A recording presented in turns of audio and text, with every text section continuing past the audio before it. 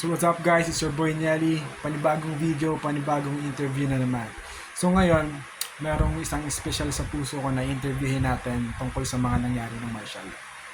Stay tuned. Peace. So, ano pong pangalan niyo tsaka kailan po kayo pinanganak? Ako po ay si Danny Villanueva.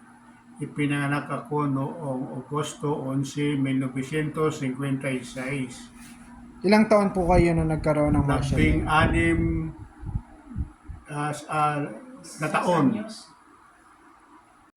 So yun guys, tapos na tayong mag-interview kay Daddy tungkol sa mga nangyari ng panahon ng martial law. I-post ko na lang siya para mapanood nyo, tsaka para may matutunan kayong aral sa mga sinabi niya sa loob. Peace. Okay. Ilang taon po kayo tsaka saan po kayo naninirahan nung dineclare yung martial law? Tagalog o English? Kahit ano. I am 16 years old in Lupanda, Negros Occidental. Ano po yung una nyo naging reaction nung narinig nyo na may implement yung martial law? Natural, nagtataka kami, surprise. Then may sa halong takot kung anong nangyayari sa martial law. Paano po naapektuhan ng martial law yung everyday life nyo sa bahay or sa school po? Sa bahay, sa school, okay lang. Wala namang bawal. Ang ano na lang doon, yung may curfew kami sa gabi, hindi kami pwede pasyal-pasyal o ano. Basta pagdating ng hapon, uwi na sa bahay, tapos hindi ka na pwede makalabas. Kumbaga sa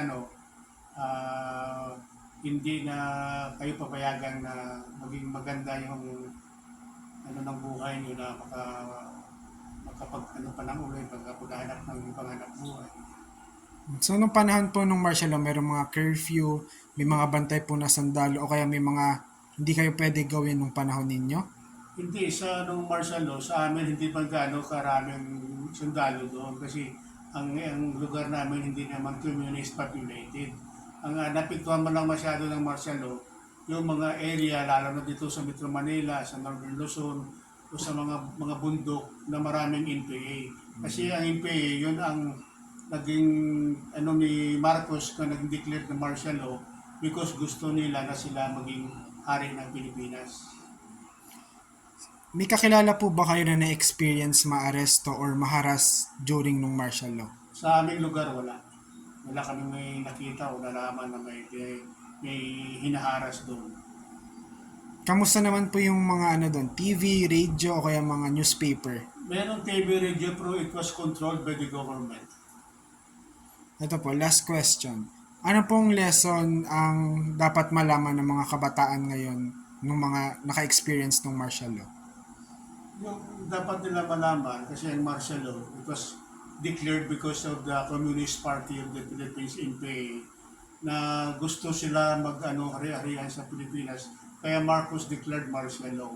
So ang kalabasan doon, ang martial law doon naman, ang napiktuhan mo lang yung mga NPA at sa mga subversive na mga kaaway ng gobyerno. Pero yung mga lokal, na wala ka man lang wala, okay lang ang normal life lang.